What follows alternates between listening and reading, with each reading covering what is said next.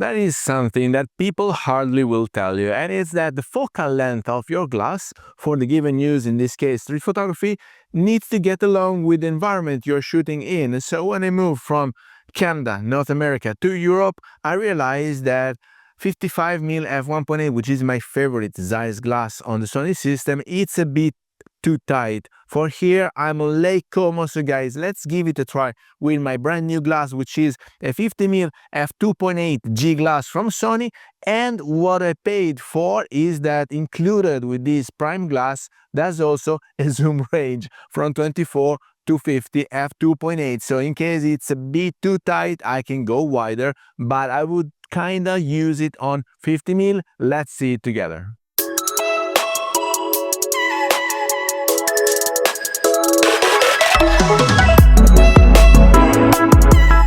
Hello everybody, welcome back to the channel. Thomas Love here from One Lens Only, and today we are back to our roots, which is street photography. Now, ever since I moved here to Europe, I'm working a lot for portraits because there are plenty of tourists that come here. They want to have their memories on Lake Como, on the boat, during the proposals, in the villas they rent, whatever it is. But the core of my entertainment is street photography because it is what I like shooting. So I want to find people doing something which is peculiar for that given moment and for the particular light hitting them. And so I don't want to go around with plenty of glasses, lights, batteries, whatever. I just want to be myself, my camera, which I'm using right now to record this episode, and the glass that I choose, which normally is a one lens only.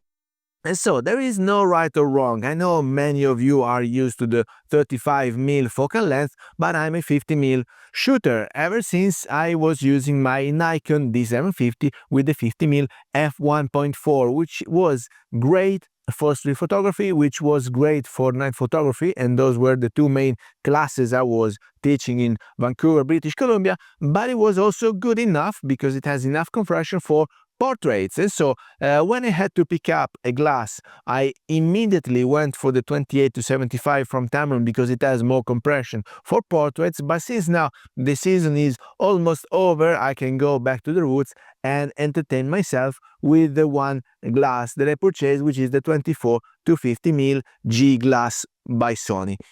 And so this is not fast enough because it's 2.8. So if you are used to f1.8, f1.4, this would be a tad slow for you. But I have to say that for street photography, but even for portraits, I never shoot wide open because you want first to have more depth of field, second because all the glasses perform better when you close them down. Now this is less and less valid because contemporary glasses are performing very well also wide open, and this is exactly the case, and it was also the case for the Tamron. I didn't have that much vignetting, I didn't have that much distortion, chromatic aberration. Everything is quite controlled because nowadays we have the technology, we have the coatings, and so plenty of things that help. But if you close them down, of course you will have the sharpest image possible. And since I'm a bit spoiled when it comes down to image quality, I always close it down, and especially for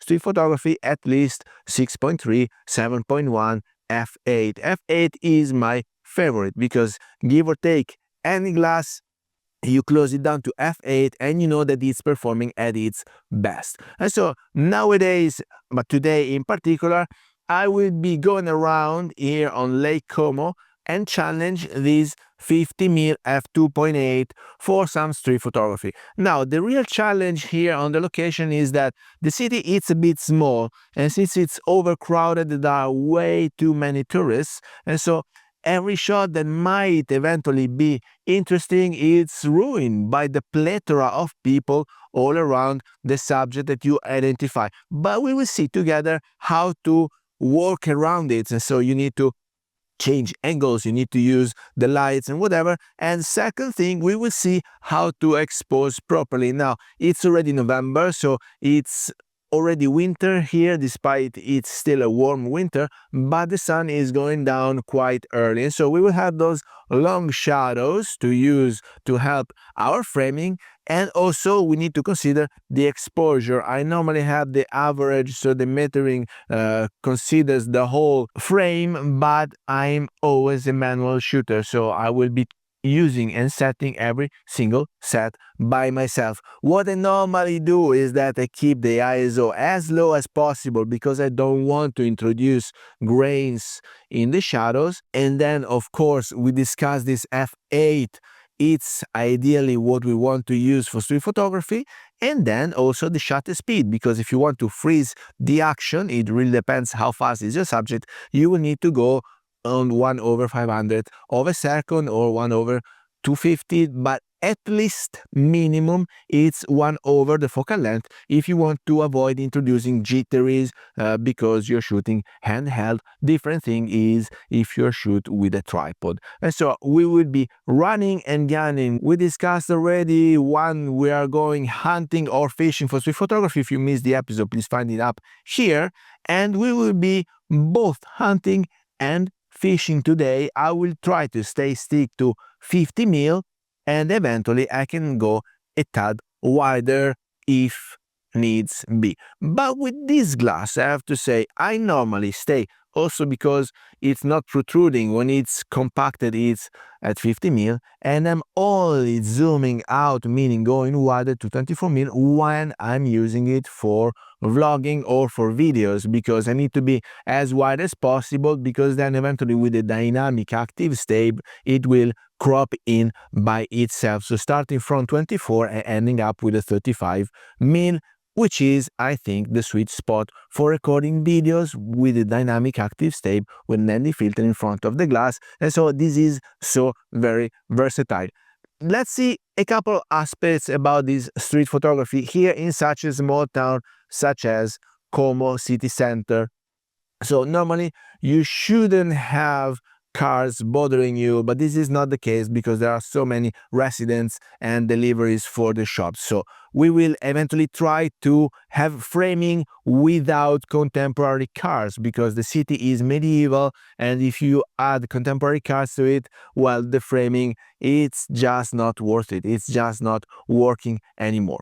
We will try to isolate subjects and to find interesting actions, because one thing for the newbies, so everybody who is starting street photography, they are set to the technical aspects on how to set the camera, what are the perfect settings for the triangle exposure in order to have a good quality photo. But then when you go further and you are a bit more experienced, meaning you go as many times as you can, because you need to find the time to do that, and you practice, then the camera has no secrets for you, and then you want to have different layers of actions, of background, of foreground. And so you are going out scouting for some particular actions, because people just crossing the street is nothing worth telling. It's a story that it doesn't raise any interest. And so I want to raise the interest. I want to tell stories when you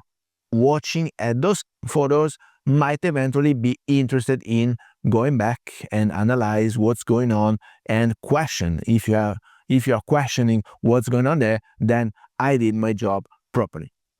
So this is the very first thing to consider. Second, 50 mil, it gives you enough compression. It also gives you enough space around, because street photography, you don't want to be closed on the face of the person. You also want to give a bit of background to let people understand what is going on and where. So I know there are plenty of zoom shooters out there. Don't go around with your 200 mil, because you will, yes, have enough compression. Yes, you will shoot candid, but you're not telling us anything about where this action is taking place. So guys, if you're ready, let's go rolling. Now, let me start apologizing for quality of the video, because I'm using a cheap action cam, but I'm impressed by the quality of the photos that I'm obtaining with this 24 to 50 G glass. It's really great. The color, the definition, it's sharp, it's fast, so I cannot complain about it. And then, since the sun was already low in the sky, it was casting these long shadows in the city center, I used them to frame my subjects. I know that with current cameras you can eventually push the shadows and reveal all the details that have been captured, but I also like from time to time to use the dark areas to frame the subjects, which are the people lit in the frame, like in this case here. And then I kept going because eventually there were these long shadows and I was trying to avoid the crowded areas in the city. And so I went where I knew we had some space to have either backlit or to use the shadows to frame people like that.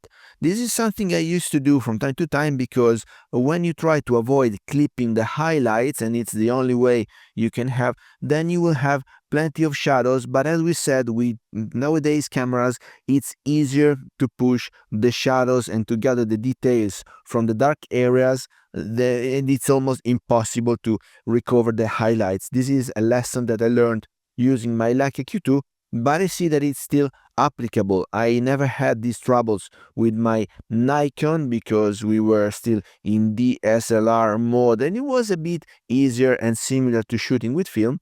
But as you can see here, I'm just using a CPL filter in front of my glass, and there are plenty of details and plenty of stories to be told. Now I will keep the best ones for a specific gallery, guys, and if you like what you see, just let me know down here in the comments. I will probably share also the settings that I use to shoot all these photos. So what do you think? We had enough actions to be told, we have enough corners, because this city is mostly famous for the lake, but once you're on the lake everything is fine, right? You only see the mountains, you see the boat, and you want to play it off well. You cannot show your, plenty of tourists here are taking photos to their drinks. They're drinking the spritz, which is a bit colored, it's a bright color, and so it's Instagrammable, I have to say, but it's nothing peculiar, nothing particular, because you can eventually have a drink in any city in the world. What I want to share with you is particular things that you will only witness when you come here visiting this city. So I hope you found it interesting. Don't forget to ask questions about whatever aspect you want to know about street photography. There are plenty of videos and of episodes. You can find them linked here. We had POV street photography